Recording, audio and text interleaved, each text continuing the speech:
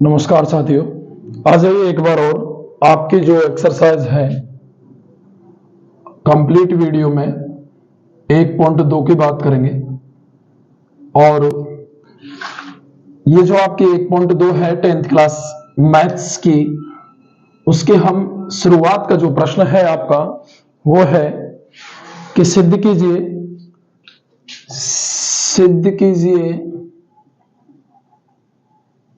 √5 एक अपरिमेय संख्या है। देखिए, आपको √5 को एक अपरिमेय संख्या सिद्ध करना है। ध्यान देना मेरी इस बात को। ये आपकी प्रमेय है इस प्रश्नावली में। प्रमेय मैंने बताया था किसको कहते हैं। जो भी सार्वभौमिक सत्य कथन होते हैं उनको अपन प्रमेय के नाम से जानते हैं। ठीक है। अब ये 5 एक अभाज्य संख्या है। 5 कैसी संख्या है साथियों? अभाज्य संख्या। और अभाज्य संख्या रूट के अंदर अपरिमेय संख्या मानी जाती है। बिल्कुल सत्य है। अब ये मानी जाती है यानी होती है, इसको हम क्या सिद्ध करेंगे? अब अपरिमेय सिद्ध करेंगे कि वास्तव में ये कैसे होती है। तो देखिए, आ जाइए मेरे साथ। मैं सवाल को 2 तरीके से करवाऊंगा, है ना, और दोनों ही तरीके बेहद सिंपल है। आप बने रहिए मेरे साथ। देखिए, इस प्रकार के सवालों को हम सबसे पहले विरोधाभास से सिद्ध करेंगे। कैसे सिद्ध करेंगे? विरोधाभास से। और विरोधाभास से कैसे सिद्ध करेंगे? देखिए, मानेंगे आपको ये अपरिमेय सिद्ध करनी है और आप क्या मान लेंगे? माना कि √5 एक परमेय संख्या है। क्या मान लेंगे? √5 क्या है? एक परमेय संख्या है। ध्यान दीजिए मेरी बात को। परमेय संख्या यदि ये मान लिया आपने तो ये हो जाएगा √5 बराबर P/Q। P/Q का, अरे परमेय संख्या की परिभाषा क्या होती है? जिसको हम अंश बटा हर के रूप में लिख दें। ध्यान देना मेरी बात को। परमेय संख्या यदि है तो इसकी परिभाषा क्या है कि इसको हम अंश बटा हर के रूप में लिख दें, जहां Q is not equal to 0 और हर का मान क्या नहीं होना चाहिए? 0, तथा P और Q दोनों सहभाज्य पूर्णांक है। सहभाज्य पूर्णांक का मतलब समझते हैं आप? सहभाज्य पूर्णांक का मतलब होता है प्यारे साथियों, इन दोनों का में से एक है। आ जाइए, अब ये आपकी √5 बराबर P/Q है। गणित में जब भी हम कैलकुलेशन करते हैं और रूट की संख्या आ जाती है तो उसको हटाने के लिए हम हमेशा वर्ग करते हैं। यदि क्यूब रूट है तो इसका घन करते, ये रूट का चिन्ह है तो इसका वर्ग करेंगे। अब रूट का मतलब होता है 1/2 और 1/2 को हटाने के लिए हम वर्ग करेंगे, जिससे क्या है 2 से 2 कट जाएगा। तो यहां लिखेंगे दोनों पक्षों का वर्ग करने पर। क्या लिखेंगे प्यारे साथियों? दोनों पक्षों का वर्ग करने पर √5 का वर्ग क्या हो जाएगा? 5। P का वर्ग हो जाएगा P² और Q का वर्ग क्या हो जाएगा? Q²। आ रही मेरे को समझ? अब ध्यान दीजिए, मैं इसको ऐसे लिख सकता हूं 5Q² बराबर P²। अब इसका मतलब क्या है? मैं यहां से यदि इसका मान निकालूं Q² का तो ये हो जाएगा P²/5 और ये हो गया आपका समीकरण नंबर 1। क्या मतलब है? देखो, यहां √5 का वर्ग किया 5, P का वर्ग किया P², Q का किया Q²। रूट वाली संख्या का वर्ग करते हैं, रूट हट जाता है और संख्या बच जाती है। ठीक है। यहां पर ये हो गया 5Q² बराबर P² और मैंने Q² का मान निकाला तो इसमें 5 का क्या लग गया? भाग। इसका मतलब यहां लिखेंगे हम, क्योंकि P² 5 से भाज्य है। जैसे देखो मेरी बात सुनो, जैसे 25 है, क्या है? 25 है पूर्ण वर्ग संख्या। स्क्वायर का मतलब ये क्या है? अपने आप में एक पूर्ण वर्ग संख्या। या 100 है या 625 है, ये 5 से भाज्य है। ये किससे भाज्य है? 5 से। 25 5 से ये भी भाज्य है 5 से ये भी भाज्य है। 5 एकम 5, 5 दूनी 10 और 5 25। बोलो है या नहीं? है। ये किसका वर्ग है? 5 का वर्ग। ये किसका वर्ग है? 10 का वर्ग। और ये किसका वर्ग है? 25 का वर्ग। तो इन संख्याओं का वर्ग 5 से भाज्य है। ध्यान दीजिए मेरी बात को, इन संख्याओं का वर्ग 5 से भाज्य है, तो क्या ये खुद संख्या 5 से भाज्य नहीं है? बताओ। 5 5 से भाज्य है क्या? बिल्कुल है। 10 5 से भाज्य है क्या? बिल्कुल है। 25 5 से भाज्य है क्या? बिल्कुल है। इसका मतलब पी स्क्वायर 5 से भाज्य है, इसलिए पी भी 5 से भाज्य होगा। मेरी बात समझ में आ रही है आपके? कोई दिक्कत? कोई दिक्कत नहीं। अब आ जाइए, यदि, अब ध्यान दीजिए मेरी बात को, यहां पर बहुत से गुरुदेव लिख देते हैं कि P बराबर 5 है, 5 और जो भी है, लेकिन मेरी बात को ध्यान दीजिए वो कहां से आया। मैं ये बोल रहा हूं कि P में भाग दे रहे हैं अपन 5 का, ये तो कह रहा है P 5 से क्या है? भाज्य है। P में 5 का भाग दे रहे तो भागफल में कुछ ना कुछ आएगा। अब P क्या है? एक चर राशि। कैसी राशि प्यारे साथियों? चर राशि। तो इसमें भाग कितनी बार जाएगा मुझे नहीं पता, मैंने मान लिया m बार। कितनी बार? m बार। अब यदि इसका इसमें भाग जा रहा है तो m बार भाग जाएगा, तो सीधी सी बात है यहां p आएगा, शेषफल 0 बचेगा। यदि ये भाज्य तो शेषफल क्या बचेगा? 0 बचेगा। तो एक हमारी शेषफल प्रमेय होती है, भाज्य बराबर भाजक इंटू भागफल प्लस शेषफल। बोलो होती है नहीं होती? होती है साहब।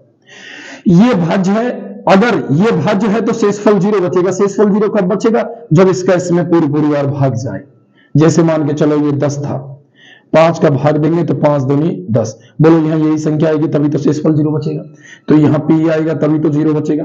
यहां भाग कितनी बार गया वो मुझे पता नहीं है, मैंने क्या मान लिया? m मान लिया। तो भाज्य क्या है? p, भाजक क्या है? 5, और भागफल क्या है? m, और शेषफल क्या है? 0। यानी कि p बराबर क्या आ गया? 5 है।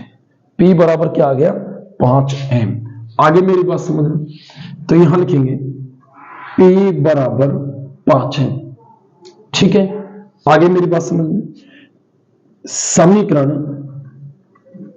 1 में रखने पर, कौन से समीकरण में? 1 में। इस समीकरण में आप p की जगह क्या रख दो? 5m रख दो, तो ये हो जाएगा 5q स्क्वायर बराबर 5m स्क्वायर। इधर आ जाइए, 5q स्क्वायर बराबर 5 का वर्ग 25 और m का m स्क्वायर। तो 5 से ये कट जाएगा कितनी बार? 5 बार। और यहां से यदि मैं m स्क्वायर का मान निकालूं तो ये हो जाएगा q स्क्वायर अपॉन 5 बराबर m स्क्वायर। इसका मतलब q स्क्वायर 5 से भाज्य है, क्योंकि q स्क्वायर 5 से भाज्य है। आ रही बात समझ में? अतः q भी 5 से भाज्य होगा। कोई समस्या? यह हो गया आपका समीकरण नंबर 2। अब आप ये बताइए, मैं ये कह रहा था कि p और q दोनों सहभाज्य पूर्णांक हैं। सहभाज्य पूर्णांक का मतलब होता है प्यारे साथियों कि इनका HCF कितना है? 1 होगा। इनका HCF कितना होगा? 1 होगा। यदि इनका HCF 1 है, इसका मतलब है कि ये दोनों के दोनों अभाज्य संख्या है। यानी कि P और Q का 1 के अलावा अन्य कोई गुणनखंड नहीं हो सकता। यानी कि इसमें अन्य किसी संख्या का भाग नहीं जा सकता। और यहां भाग जा रहा है किसका? 5 का। देखो ये भी 5 से भाज्य है, P भी 5 से भाज्य है, Q भी 5 से भाज्य है। और जबकि इनका तो P और Q का 1 से अलावा कोई गुणनखंड होना ही नहीं चाहिए था, जबकि ये क्या हो रहा है? 5 हो रहा है। तो यहां लिखेंगे अपन समीकरण 1 और 2 से। क्या लिखेंगे? समीकरण 1 और 2 से।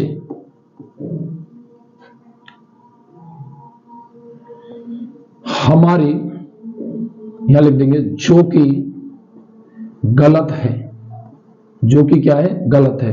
तो हमारी प्रारंभ में की गई परिकल्पना भी गलत है।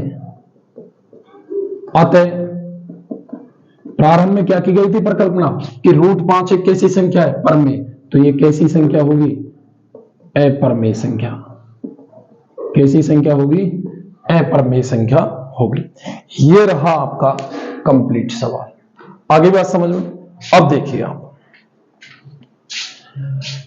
इसी सवाल को, ये सवाल हो गया अपना, इसी सवाल को मैं एक तरीके से और करवा सकता हूं आपको। ठीक है, वो तरीका क्या है? इधर देखिए आप, ये आप देख लो, वीडियो को पॉज करके देख लेना।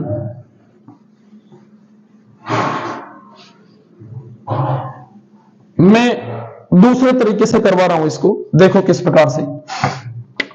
मैंने आपको ये बता दिया कि √5 बराबर P/Q, और यहां लिख सकते हैं P और Q दोनों कैसी संख्याएं हैं? सहभाज्य संख्या है।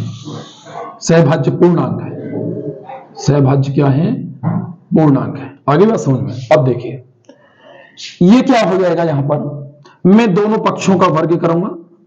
ये देखो, ये भी तरीका बहुत साधारण है। दोनों पक्षों का क्या करेंगे?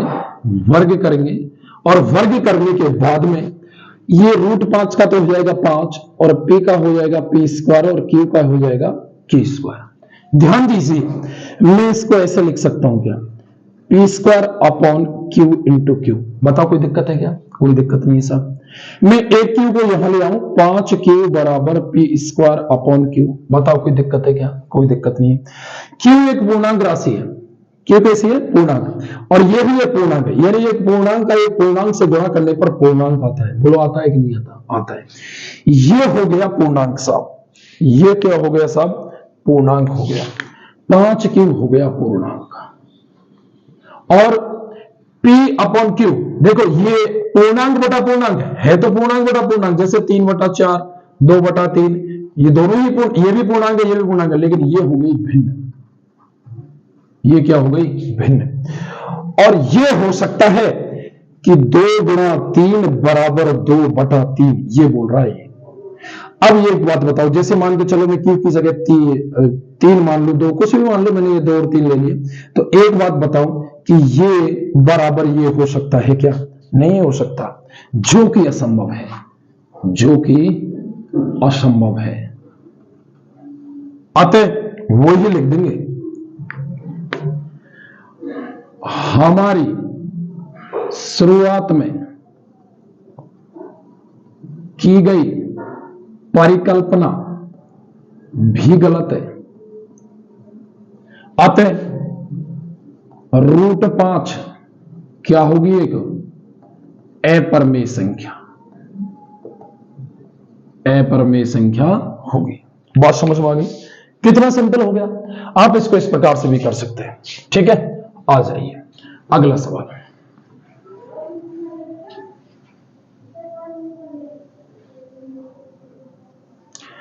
आगे का जो आपका सवाल है वो कह रहा है, सिद्ध कीजिए 3 + 2√5